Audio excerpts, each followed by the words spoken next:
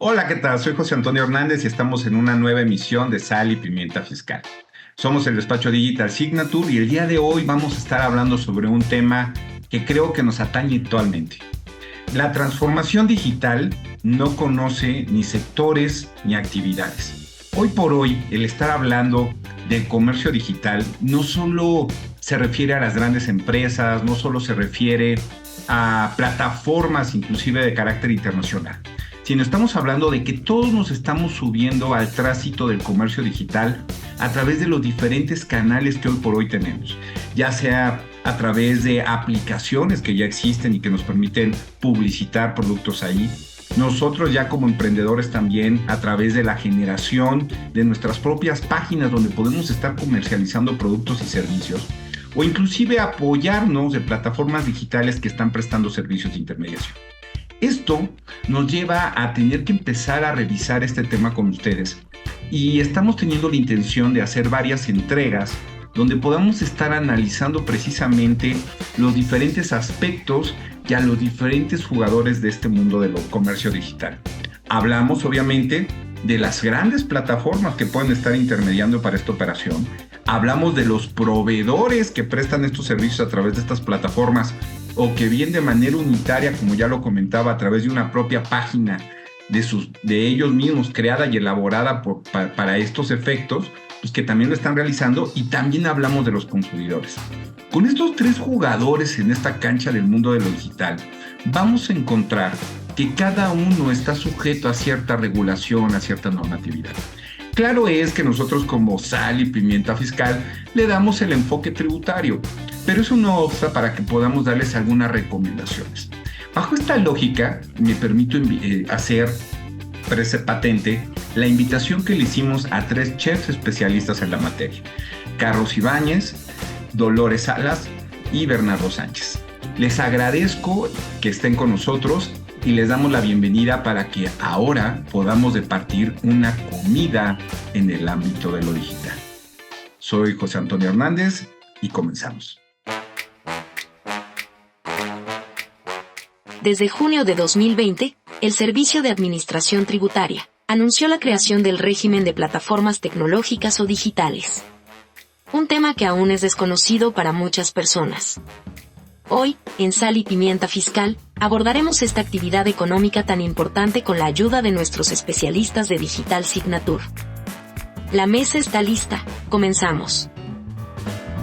Pues bien, ya entrando en materia, pues me permitiría preguntarle a uno de nuestros invitados, a Bernardo, si nos pudieras dar un poco el contexto actual de lo que está pasando precisamente con toda esta revolución digital y con todo el comercio que se está dando en este ámbito, para poderle dar pues un contexto a todos nuestros escuchas de lo que estamos hablando. Muchas gracias, Bert. Bienvenido.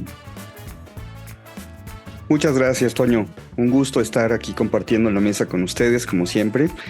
Y sí, creo que partir de un tema de contexto, como bien lo dices, es fundamental. A mí me gustaría poder empezar o poner en la mesa por qué llegamos a esta situación, a este escenario actual y posiblemente hacia dónde está apuntando o en qué dirección estamos avanzando. Rápidamente, en las últimas 2 décadas, el avance vertiginoso del acceso a tecnologías de la información ha revolucionado la manera de vivir de todos. Y uno de los aspectos tal vez más importantes es que este acceso a las tecnologías se ha democratizado. Cada vez más personas tienen más acceso de manera más fácil a un sinfín de herramientas, y al mismo tiempo estas herramientas han venido evolucionando y se han diversificado. Nada más por ponerlo en perspectiva, en la primera década de este siglo, el gran hit era tener acceso a internet. Entonces el que tenía computadora y el que tenía una conexión telefónica ya la hizo. Y lo que encontraba eran páginas y posiblemente también se utilizaba para comunicarse, el correo electrónico. Básicamente se trataba de eso. Pero conforme vamos entrando o terminando esa década y entrando a la segunda, al mismo tiempo se van diversificando los sitios web. También surgen los dispositivos de cómputo móvil o estos teléfonos celulares inteligentes que ya todo el mundo tenemos. Y ahí tenemos una computadora tal vez más poderosa de las que había 10 años antes, con aplicaciones, con acceso a Internet y con acceso así a páginas, pero a muchos canales que ofrecen información, productos, servicios, contenidos, multimedia y una cantidad de opciones que cada vez se van diversificando más. Em, si hace 10 años algunas personas empezaban a explorar cómo era el tener banca en línea o cómo era la posibilidad de buscar un libro en Amazon a través de una página y recibirlo varios días después por correo. Hoy día tenemos aplicaciones muchas en donde podemos hacer compra de la despensa, de ropa, de productos electrónicos, de películas, de cualquier cosa que queramos. Y poco a poco la actividad se ha ido migrando a un nuevo terreno, un territorio que es virtual, es digital. Y en ese territorio hay muchas formas de tener actividad económica. Desde luego que esto no ha quedado lejos de la visión de las administraciones tributarias y de las agencias de gobierno que buscan regular la actividad comercial, la actividad económica, pero sobre todo también regular la parte fiscal o la parte tributaria que implican todas estas actividades llevadas a un terreno que antes era desconocido. Luego así empezamos a tener estas experiencias donde las empresas migran sus servicios a un sector virtual o a un terreno virtual. Los consumidores también nos vamos atrás de estas empresas a estos nuevos terrenos. Los particulares que desean emprender o publicitar sus servicios también utilizan estas plataformas, todas las que haya disponibles en diferentes formas.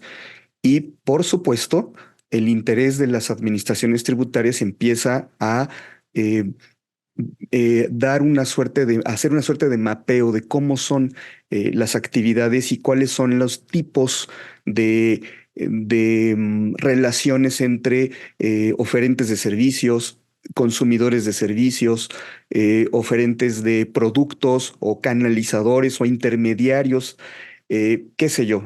Prácticamente lo que veíamos en el terreno físico y presencial, hoy lo estamos viendo en el terreno virtual, pero además hay oportunidades diferentes y novedosas que no se sospechaban hasta que empezamos a entrar a estos terrenos.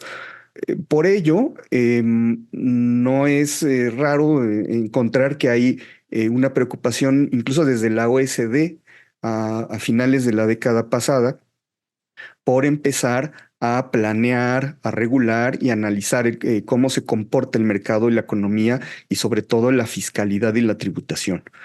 A raíz de observaciones y de estudios que han hecho, algunos países han empezado a tener algunas intentos de regular fiscalmente todo esto y de diferentes formas. Por mencionar solo unos ejemplos, Francia desde 1998 utiliza un esquema específico para el comercio electrónico o España en 2020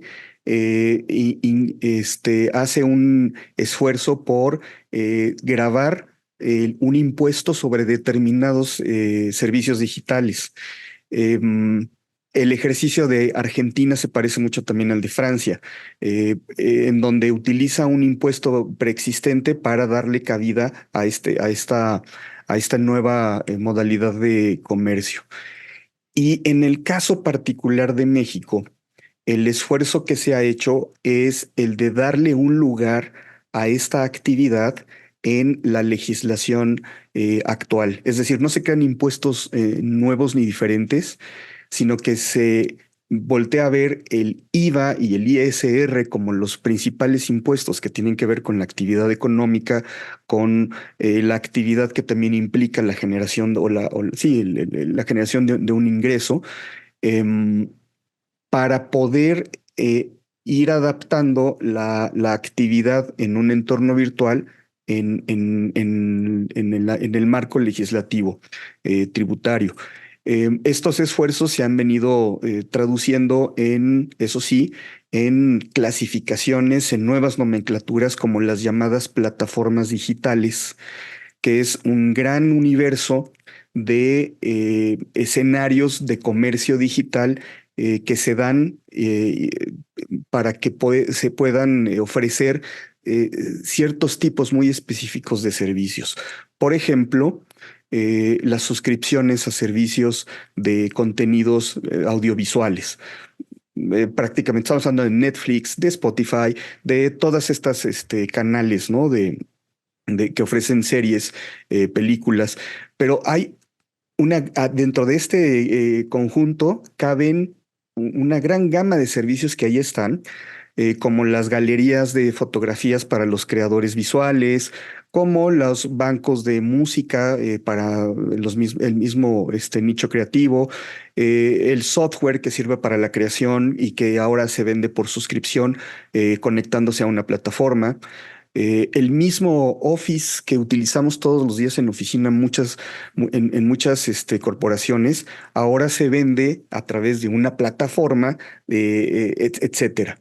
Y esto incluso ha llegado a la forma en la que se publicitan los servicios y los productos, que no necesariamente se venden, pero por ejemplo el marketplace de Facebook es un ejemplo donde la gente pone o da a conocer su oferta de servicios. Y para cerrar, diría que todo esto también viene acompañado de la contraparte de cómo se cobran estos servicios, que a veces es a través de la misma plataforma o puede ser de manera separada. Todo esto implica la existencia de un gran catálogo y de un conjunto de escenarios diversos y cada uno tendrá un tratamiento fiscal diferente. Es decir, no porque estemos en el entorno digital, entonces todos vamos a pagar una tasa como ocurre en otros países, sino que en el caso de México hay que ver cada escenario por separado y es mucha la información, por eso la idea es poder abordarlo en varios episodios. Y me encanta la idea, me encanta esto que comentas en el sentido de que siempre hemos insistido en este podcast que la realidad en muchos casos supera obviamente a la regulación o al tratamiento fiscal que se pueden dar las cosas. Primero, suceden los fenómenos económicos o los fenómenos de la realidad que nos llevan a tener y a las autoridades a tener un componente regulatorio de cumplimiento.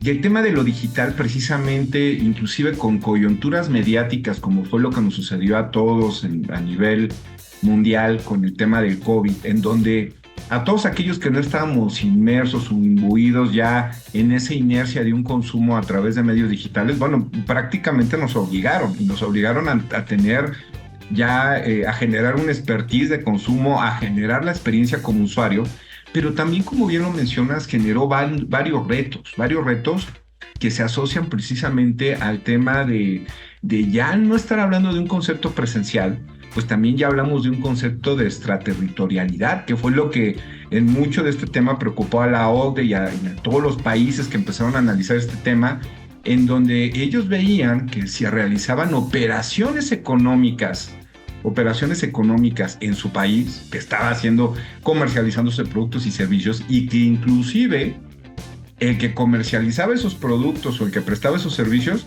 no se encontraba en territorio nacional, y al no encontrarse en territorio nacional, pues primero no tenía una obligación o un componente de registro o de cumplimiento de obligaciones fiscales ante las autoridades de ese país, pero además tampoco tenía un componente de dar información de todas aquellas personas con las que estaba gestionando dentro del país. No hablaba de personas que se suscribían, por ejemplo, en aplicaciones para otorgar o para rentar un inmueble que tenían, en donde la aplicación no te pedía ningún dato fiscal y también la plataforma pues no refería o no daba datos asociados a ese cumplimiento porque no tenía regulación. Entonces, esto ha llevado, como bien lo mencionas, a generar una serie de tratamientos fiscales asociados a esto.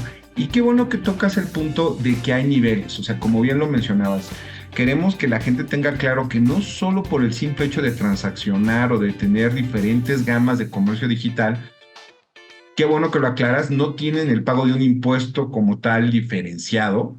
En muchos casos vamos a ver que pues el utilizar, como tú ya decías, un marketplace en donde yo realmente no comercializo, sino publicito mis productos o mis servicios a través de un medio digital, bueno, pues a lo mejor me mantiene en un esquema de cumplimiento fiscal ordinario, más sin embargo, por ejemplo, si yo utilizo una plataforma de intermediación, pues también voy a tener que tener un cumplimiento yo como proveedor a través de esa plataforma y la propia plataforma va a empezar a tener que tener obligaciones. Y en esto, pues no me quisiera detener ya más en hablar un poco de cómo esto evolucionó, cómo se está tratando fiscalmente, que tú ya no lo ibas anunciando en México, y en donde me gustaría iniciar contigo, Carlos, para que nos pudieras platicar un poco precisamente de los albores de cómo el impuesto al valor agregado trató de abordar esto. Obviamente, siempre hay un avance, podemos estar hablando de que hay un avance importante, aunque siempre hay áreas de oportunidad,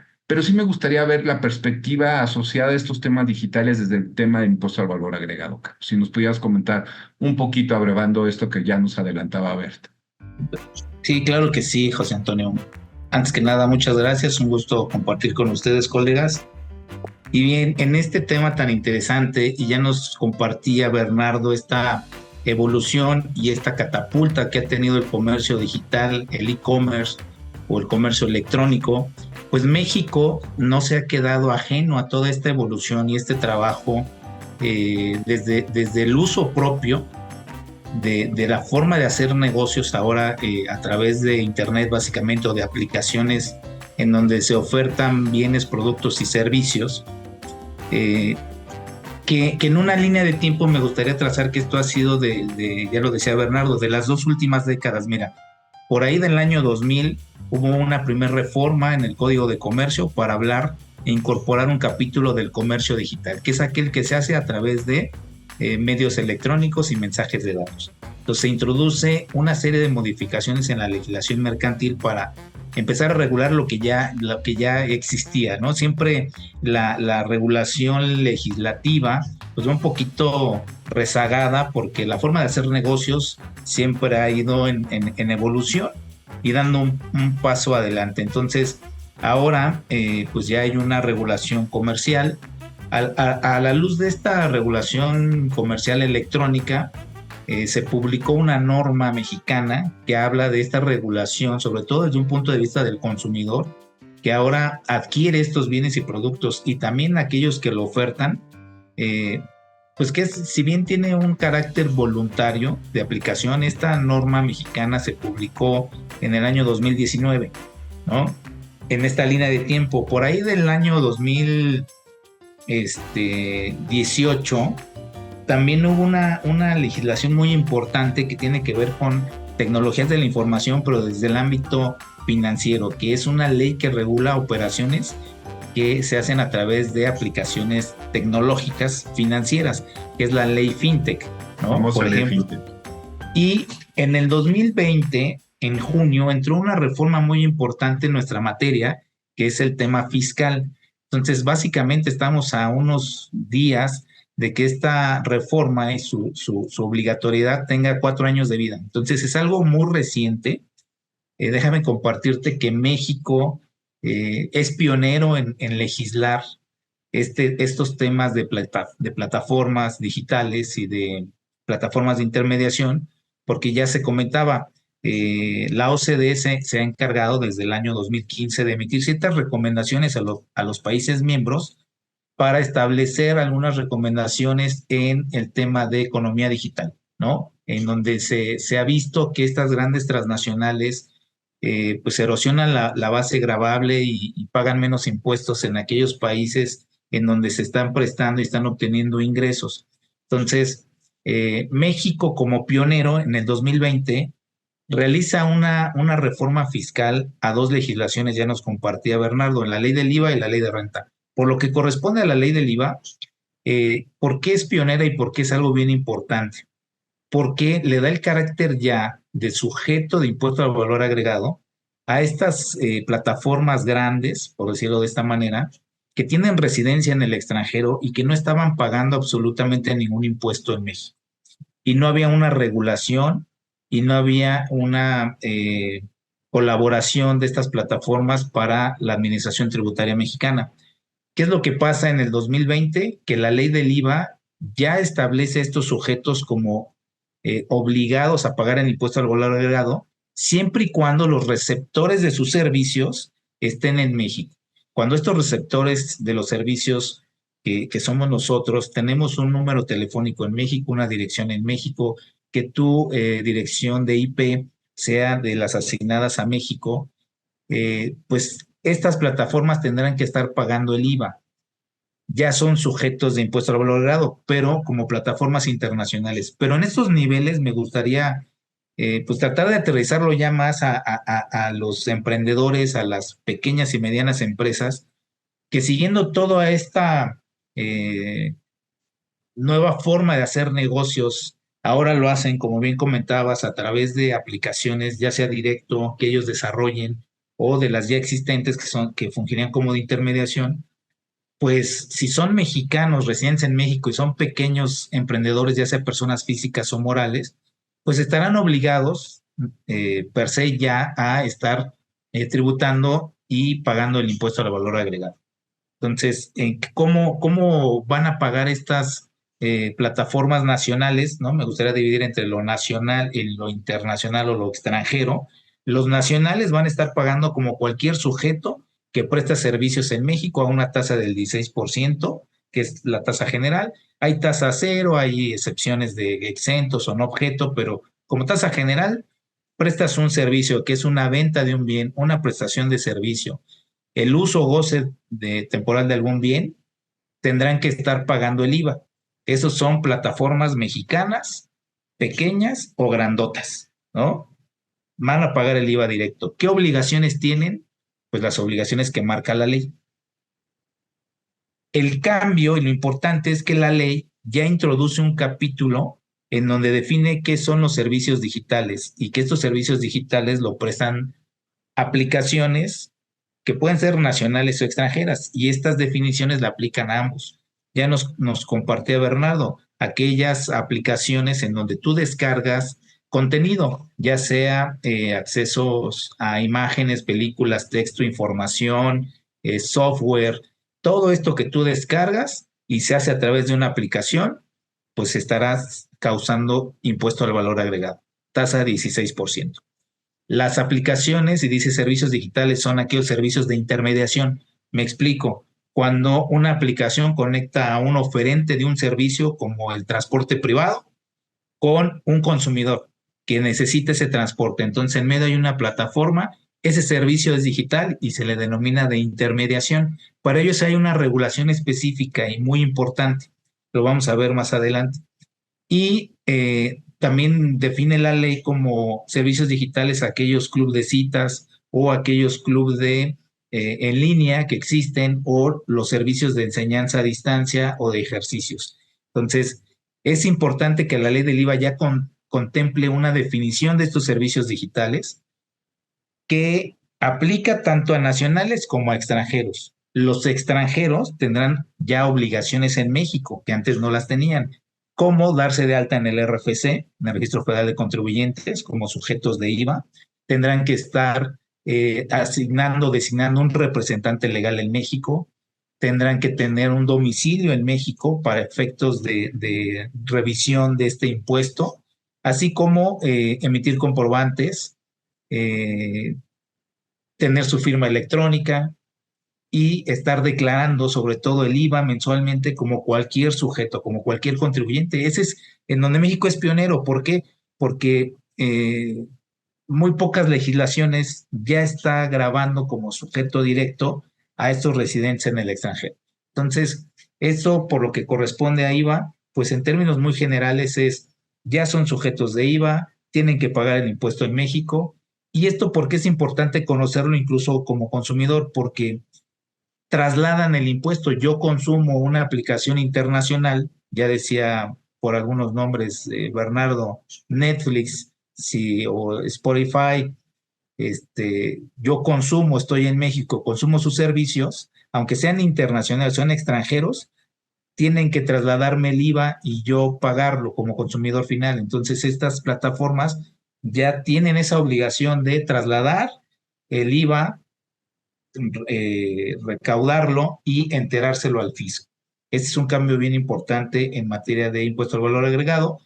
En particular, las empresas nacionales pues ya lo venían haciendo, y entonces ponen también en un plano de equidad a plataformas nacionales con extranjeras, porque ya ambos ya tienen que estar trasladando el IVA. Anteriormente, pues habría ahí una desigualdad, por decirlo así, ¿no? Hay plataformas mexicanas que decían yo pago el IVA y el extranjero no. Pues a partir del 2020, con esta reforma importante, pionera, pues se logra este objetivo de volver a estos organismos o estas plataformas internacionales ya contribuyentes en México. Voy a dedicar algunos minutos a hablar de las plataformas de intermediación porque estas tienen una importancia mayor. Hablo de plataformas en donde se unen, ya decía yo, a un oferente de un servicio con un adquirente.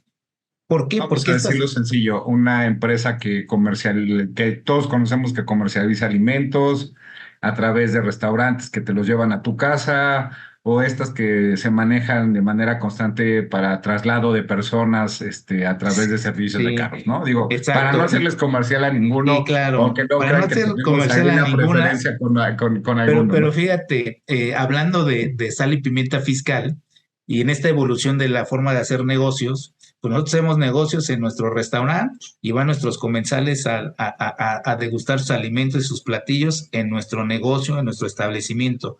Pero vamos a evolucionar y vamos a hacer una aplicación, Toño. Y entonces en esta aplicación, pues ya sería de intermediación, donde pues va a haber un oferente del servicio bueno, es una prestación, ahí sería directo, ¿no? Si tú haces tu aplicación con un consumidor y entonces te va a hacer un pedido ya por una aplicación, ahí tú estás ya haciendo un servicio digital, ya estás teniendo el servicio digital. Ahora, usando una aplicación de intermediación de estas que puede alguien pedir a través de esta aplicación un alimento y lo va a pedir a sal y pimienta fiscal, este, tú estás haciendo negocio de vender o de prestar estos servicios de alimentos preparados a través de la aplicación de intermediación. ¿Qué va a suceder en este caso? Esta aplicación de intermediación, para efectos de IVA, va a tener obligación como retenedor, ¿sí? Te va a retener el 50% del IVA. Si tú estás dado de alta en el SAT, si no estás dado de alta en el SAT, la retención será del 100% del IVA, esto es el 16%.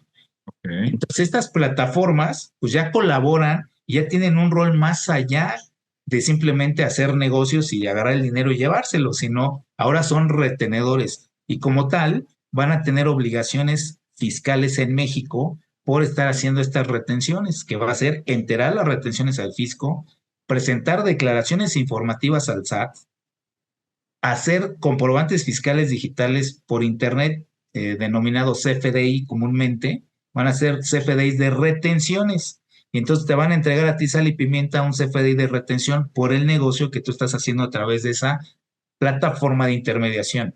Entonces se vuelven retenedores, pagan esa retención, eh, van a presentar información al SAT, que es algo valioso para el SAT, y van a hacer De CFDI. los proveedores, entonces ya vas a saber quién está atrás de la plataforma, ¿no? ¿Quiénes son el taxista, el restaurante Sal o Pimienta o el que esté comercializando productos? Necesariamente ahora la plataforma de intermediación tiene que aportar tanto el dato del proveedor como las operaciones que se realizan por él y las retenciones, que ese es un insumo de información muy vasto para la autoridad y de control y de fiscalización, ¿no? Totalmente de acuerdo con esta innovación. Sí, sí, sí, y más allá, trata de regular un sector que estaba en la informalidad, porque muchas personas físicas o morales estaban realizando, sobre todo físicas, operaciones, realizando actividades, obteniendo ingresos y estaban en esa informalidad. Ahora, la plataforma está obligando y coadyuvando con la autoridad para que se regularicen. ¿Por qué? Porque la retención es más alta. Ya lo veremos en renta, pero en IVA es el 100%. Entonces ya dicen estas personas que hacen estos negocios, pues nos regularizamos para que la plataforma solamente me retenga el 8%, ¿no? En materia de IVA. Entonces, estas plataformas de intermediación tienen una regulación específica y esa regulación no solo es para las internacionales, sino esta regulación le aplica a los contribuyentes locales, a los contribuyentes nacionales, pequeñitos o grandes. Si tienen una plataforma de intermediación, tienen que tener conocimiento y tener claro que tienen obligaciones adicionales de estar reteniendo impuesto a las personas que están operando a través de ellos. Eso es bien importante que nuestros escuchas nuestros emprendedores pequeños, sobre todo a muchos jóvenes que están al día con esto de las tecnologías de la información y que están haciendo negocio desde su computadora en su casa y que muchas veces pues no tienen este conocimiento, estos datos fiscales y están haciendo ya negocio y puede ser que no estén reteniendo y entonces ahí están incurriendo en una responsabilidad, ¿no? Entonces desde pequeñitos emprendedores, pequeñas empresas o grandes mexicanas que estén fungiendo como intermediarios o plataformas de intermediación, tienen estas obligaciones como retenedor. Retener, pagar, recabar información de los contribuyentes y estar haciendo CFDIs entre las más importantes que destacan. Y yo solo cerraría con la otra idea que también es te tienes que empadronar, además de tu registro ante el RFC, como dices tú, entras a un listado de plataformas de intermediación. Entonces, que eso también es un registro que le sirve también a la autoridad como control. Pero bueno, ya hablamos un poco y creo que efectivamente la materia de impuesto al valor agregado fue la que fue como más diversa y más amplia a tratar todos estos aspectos. Vemos que el impuesto sobre la renta todavía tiene más áreas de oportunidad, no reguló todo, se enfocó más de manera incipiente, como dices tú, a las personas que obtenían ingresos en las plataformas de intermediación. Pero Lolita, no sé si nos puedes platicar precisamente estos aspectos en donde la ley del impuesto sobre la renta pues ya empezó a tener un acercamiento con el tema de manejo de comercio digital a través de plataformas. Pues es un placer estar aquí con ustedes y pues bueno, en relación con lo que comentas, pues ya también algo que se ha venido platicando desde que iniciamos la charla, pues es la progresividad y la evolución que se ha tenido en materia de tributación, en la manera en cómo deben de pagar los impuestos estas plataformas digitales en México. Sin duda, la ley del impuesto al valor agregado, que es la que ha tenido un mayor impacto, es la que ha tenido más modificaciones, le ha pegado mucho a los contribuyentes, sobre todo a las plataformas extranjeras, que inicialmente no pagaron impuesto en México y que a través del impuesto sobre el valor agregado, pues las hacemos cautivas, ¿no? No sucede lo mismo con el impuesto sobre la renta, ya lo mencionabas tú, ¿y esto por qué? Porque en el caso de plataformas digitales que no son residentes en México, estamos hablando de plataformas que están domiciliadas en el extranjero, no son sujetos al impuesto sobre la renta. ¿Por qué? Porque no tienen una residencia fiscal y un establecimiento permanente en México. Y esto los exceptúa de ser sujetos del impuesto sobre la renta. Y lo que sí pudo lograr nuestra política tributaria es que fueran sujetas, pero del impuesto al valor agregado. Esto no quiere decir que estén desenganchadas de todo lo tributario. También tienen obligaciones y que vamos a ver ahorita.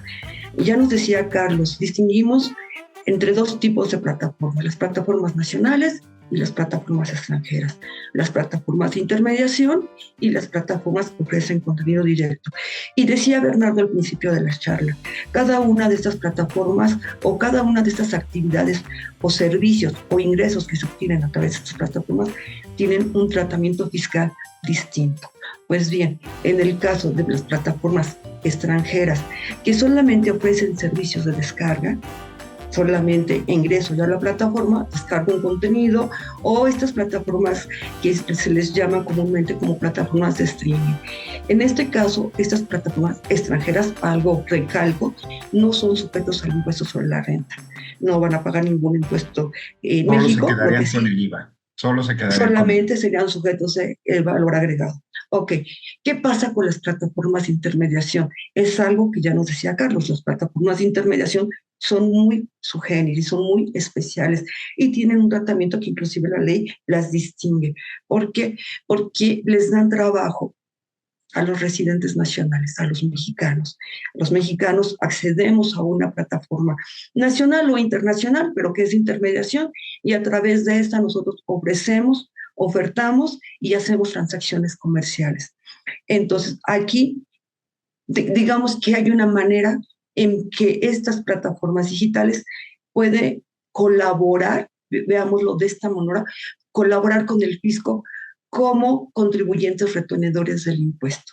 En el caso de plataformas extranjeras de intermediación, son sujetos retenedores y como tal deben estar inscritos en el Registro Federal de Contribuyentes como una empresa que retiene impuestos. ¿Qué impuesto es el que va a retener? El impuesto sobre la renta. Cuando es... ¿A todo tipo de contribuyentes, Lolita, o personas físicas, nada más, personas morales? No, nada más a las personas físicas. Recordemos que no hay retenciones de personas morales a personas morales. Las retenciones solamente es para personas físicas. Ok, estamos hablando de plataformas de intermediación. Estas son las únicas que están obligadas a retener impuestos. Para dejarlo claro, Toño, porque luego nos podemos confundir. Ok, ahora, ¿qué pasa con las plataformas nacionales? También están obligadas a retener el impuesto. Anteriormente teníamos tablas progresivas en un primer intento de la autoridad por regular estas plataformas. Teníamos tablas progresivas y en el 2020 estas tablas progresivas pasaron a ser tasas fijas, de tal manera de que si estamos ofreciendo servicios de hospedaje, la retención va a ser del 4%. Si estamos ofreciendo servicios de transportación de pasajeros o entrega de bienes, la retención va a ser del 2.1%. Y si estamos utilizando estas plataformas digitales para enajenar bienes o servicios, la retención va a ser del 1%. Pero hay que tener mucho cuidado, porque ya lo decías tú bien, bueno, hace un momento, a través de estas declaraciones informativas y de la información que yo como proveedora de servicios que utilizo una plataforma, tengo que estarle entregando información a la plataforma. Si yo a la plataforma no le entrego mi registro federal de contribuyentes, la retención no va a estar en estas tasas, va a estar en un 20%. En ese caso, el contribuyente, la plataforma se vuelve sujeto del impuesto y él es el que tiene que estar enterando el impuesto a la autoridad fiscal. Entonces, esa es la función que tienen estas plataformas de intermediación. Indistintamente hay otras obligaciones que están aparejadas al cumplimiento de declaraciones informativas, donde no solamente estamos informando quién es la persona física que está obteniendo ingresos a través de la plataforma, les estoy dando a la autoridad todo un cúmulo de información que tiene que ver desde la identificación del contribuyente, cuál es su nombre, cuál es su CUR, o sea, no solamente su registro federal de contribuyentes, también cuál es su CUR, las cuentas bancarias donde los usuarios o sus consumidores están haciendo los pagos de las mismas, entre otro tipo de información que bien sirve para fiscalizar a las propias personas físicas como a la propia plataforma tecnológica, ¿no? Entonces, esto es de mucho cuidado, indistintamente, ya lo mencionaba Carlos, está aparejado con los comprobantes fiscales. ¿Por qué? Porque tenemos la obligación, en este caso las personas físicas, de emitir comprobante fiscal por los servicios que ofrecen a través de la plataforma y a su vez la plataforma tiene la obligación de emitir el CFDI de retenciones e información de pagos por las retenciones efectuadas por el impuesto sobre la renta. Entonces, esto es prácticamente lo que hay. En impuestos sobre la renta, ya lo mencionabas, no es tan impactante como cuando hablamos del impuesto al valor agregado, que Carlitos ahondó mucho en el tema. En impuestos sobre la renta no es de esta manera, pero estos digamos que son los tópicos más importantes.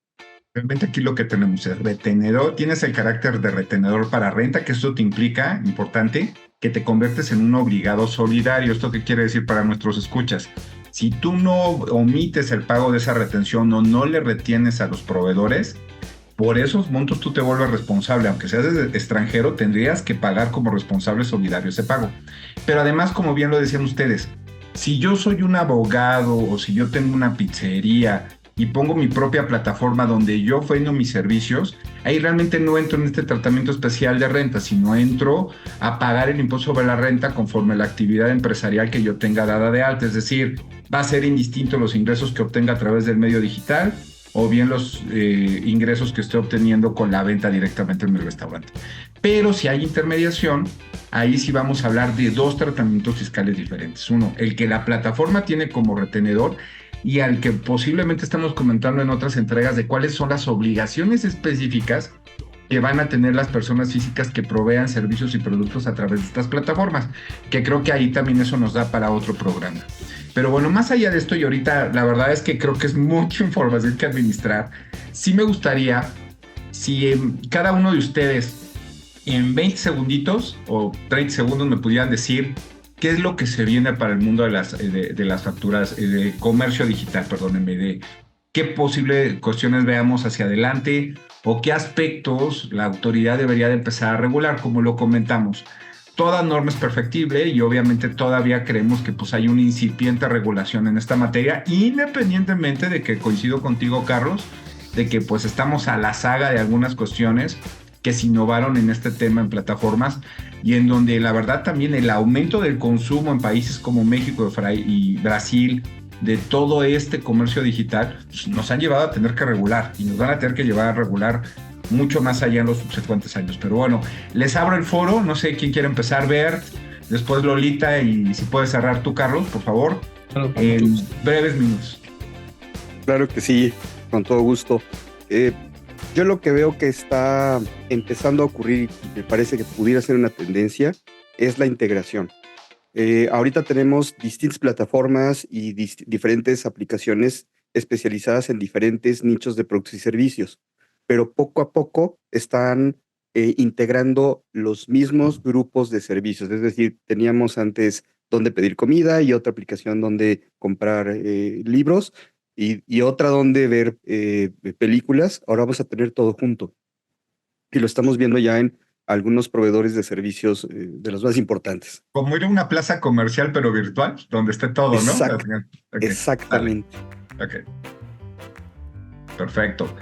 Lolita, no sé, digo, creo que está muy interesante hacia dónde va esto, y coincido contigo, los servicios de integración, o a lo mejor por ramas de actividad, ¿no? Donde te estén ofreciendo servicios de movilidad, pero también reparación, venta de gasolina, o te estén ofreciendo servicios médicos asociados a seguros, servicios de enfermería, servicios hospitalarios, lo que te quieras imaginar, ¿no? Creo que también, como dices tú, integración por bloques de servicios o de rama, o a lo mejor, como dices tú, pues más masivo, ¿no? Pero Lolita, no sé qué nos quisieras comentar, igual, tu perspectiva hacia el futuro. Claro que sí, claro que sí. Yo comentaría que actualmente en muchas sociedades, de la cual México no es excepción, estamos viendo lo que se llama economía colaborativa, donde ahora podemos ver que ciertas personas pueden disponer de un bien y aunque es de su propiedad, lo pone a disposición del resto de la comunidad para poder hacer uso de él, y pues esto al finalmente va ayudando a las economías, a las pequeñas economías, sobre todo, por ejemplo, ahorita que tenemos el programa de Hoy No Circula, pues quizás tengan la necesidad de salir y en ese momento a lo mejor mi vecina me dice, ¿sabes qué? Voy para el centro o voy al centro comercial, si te ofrece algo, te llevo, y pues obviamente pues es una manera de colaborar y que de alguna manera pues ella se lleva una parte del ingreso, pero a mí me está sirviendo, me está ayudando y no necesitamos de grandes plataformas, pero esto es a lo que tenemos también que ir a avanzar. Creo que la autoridad todavía no tiene el ojo puesto acá, sin embargo es algo que ya se está dando, ¿no? O sea, a lo mejor voy a salir de viaje y no cuento a lo mejor con una maleta, pero me conecto en WhatsApp o en mi plataforma de comunicación y quizás alguien de mis vecinos o algún conocido me dice, tengo 2 maletas, ven por ellas, ¿cuántos días te las vas a llevar? Es tanto, ¿no? Entonces esa es otra manera de hacer comercio que todavía no está en la mente de nuestras autoridades y pues bueno, nada más ahí lo pasamos a dejar. En el tema de comercio, de marketing y de manejo de información, he escuchado mucho esto de lo que dices tú, Bert, y que hablas tú, Lolita, de ya no es tanto si estamos hablando de más información o de menos información, sino es de cómo se estructura la información o cómo se hace ese intercambio de información ahora a través de estos medios digitales, ¿no? Vía estas economías, estas integraciones, vía estas economías colaborativas que van desde temas financieros, que ahí como que ya le echó ojito a la autoridad y ya va medio regulando, pero los temas altruistas, los temas colaborativos, inclusive de desarrollo y de crecimiento social a través de estas plataformas o a través de estos medios, es algo que creo que todavía, ahora sí que el infinito, va al infinito y más allá, no le veo todavía un límite, y igual a lo mejor que la imaginación todavía me esté dando, pero creo que vamos a ver mucho por allá. Y tú, Carlos, no sé, yo sé que tú eres más legal, tal vez lo vayas a querer enfocar a decir qué es lo que le falta a la autoridad, no les des tanto la tarea, creo que estamos en... Pero bueno, a ver, platícanos un poco. Ya. No, mira, creo que el platillo pues lo estamos cocinando y va lento, pero creo que va bien. Hoy en día nosotros lo estamos realizando, estamos teniendo una videollamada, utilizando una aplicación. El día de mañana nos van a ver o nos van a escuchar en otra aplicación de descarga de videos y de descarga de audio, por no decir nombres.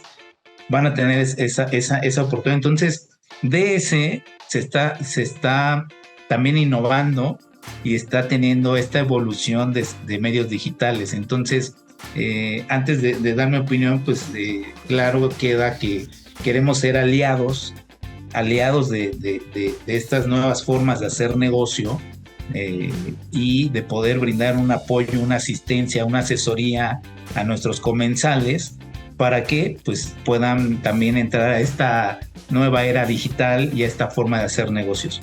En ese sentido, y un poco siendo crítico, que tú me conoces muy bien, pues diría que falta mucho por hacer desde el lado de la autoridad, ¿no? ¿Por qué? Porque en la ley del IVA, por ejemplo, hay 4 artículos que establecen un mecanismo para que las aplicaciones internacionales o extranjeras se regularicen en México. Y se habla incluso de un bloqueo provisional o definitivo de tener acceso a la red de telecomunicaciones, esto es bajarlos de internet, ¿no? Y en donde el día de hoy el SAT, después de 4 años de reforma fiscal, solo ha logrado tener en su listado público, porque lo publica cada bimestre, a aproximadamente 200 empresas que brindan servicios directos o de intermediación extranjeros. Entonces creo que ahí falta mucho por hacer. Esos artículos 18H bis, TER, Quater y Quintus, que se incorporaron a una reforma del 2021, han sido letra muerta. Entonces por ahí creo que hay un nicho para la autoridad y para volver esto más equitativo y más igualitario entre nuestras aplicaciones nacionales con las extranjeras. Ya están las herramientas en la ley, pues úsenlas. Y por otra parte, creo que en esta línea de nuevos negocios en donde queremos ser aliados, pues hacia donde va en un futuro es que todo sea virtual o que todo sea electrónico. Esto es desde la oferta de tus productos y servicios, la aceptación, el estarte autenticando, acreditando tu personalidad, hasta en el tema del propio pago. Tiene que evolucionar a pagos o formas de pago diferentes, que hoy en día la ley que regula las instituciones financieras tecnológicas, la ley FinTech, pues ya regula 2 figuras de como 10 que ya hay en el mercado.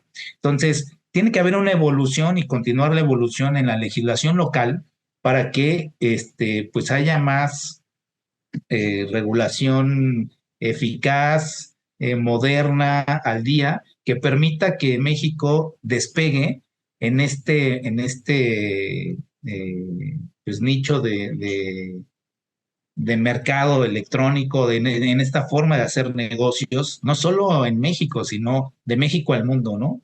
Estar a la vanguardia. Nos comentaba algunos casos, Bernardo, de España, Argentina, y qué padre es oír este derecho comparado, esta experiencias de otros países, pero pues que esto se vaya replicando en México. Y hoy en día en las agendas, este tema está olvidado. O sea, con lo que se tiene, pues ha ido medio funcionando, pero se ha olvidado el platillo y se ha olvidado, menos en estos tiempos, que se regule o se legisle algo al respecto. Pues ese sería mi comentario final, Toño, y pues agradecerles a ustedes. Y a los que vienen, a los nuevos, del color que sean, a los nuevos, creo que sí es importante que lo tengan en cuenta, porque efectivamente se dejó un poco olvidado en estos últimos años. Ya me van a dar pesadillas pensando que le pueden bajar el internet a alguna de las plataformas donde estoy viendo mis series, porque espero que siga así todavía siendo letra muerta en lo que acabo mis series favoritas, Carlos, porque si no, sí, creo que será muy traumático para mí. Pero bueno, no me queda más que agradecerles a todos los escuchas. Como les comentaba, esta va a ser una serie de programas que vamos a estar hablando sobre el tema, porque es muy vasto. Pero pues no me queda más que comentarles, como siempre, con una frase que es: un buen experimento lleva muchos fallos, pero también lleva muchos aprendizajes. No tengamos miedo de introducirnos a todo este mundo del comercio digital, y como lo comentaba Carlos, de la mano de asesores que les podamos estar diciendo cuáles son las particularidades de lo que ustedes están haciendo. No hay trajes no hay, permítanme decirlo, recetas de paquete. Hay que analizar las necesidades de cada quien sobre lo que es un traje a la medida para su operación, más sin embargo sí deben de conocer por lo menos estos aspectos mínimos de estar jugando en el mundo de lo digital. Pero sin más preámbulo, pues no queda más que despedirnos y nos vemos en el próximo programa. Agradecido de su tiempo y agradecidísimo de los participantes que estuvieron con nosotros como invitados, que ya son de casa y que finalmente los vamos a ver en las siguientes entregas. Muchas gracias, soy José Antonio Hernández Ross y esto es Sal y Pimienta Fiscal. Nos vemos en la próxima emisión. Gracias. Gracias por escucharnos.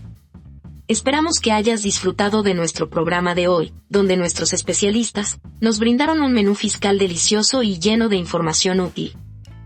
No te pierdas la próxima emisión, donde seguiremos poniendo la sal y pimienta fiscal, para conversar y degustar los temas de actualidad en materia tributaria. Esto fue Sal y Pimienta Fiscal, una producción de Digital Signature.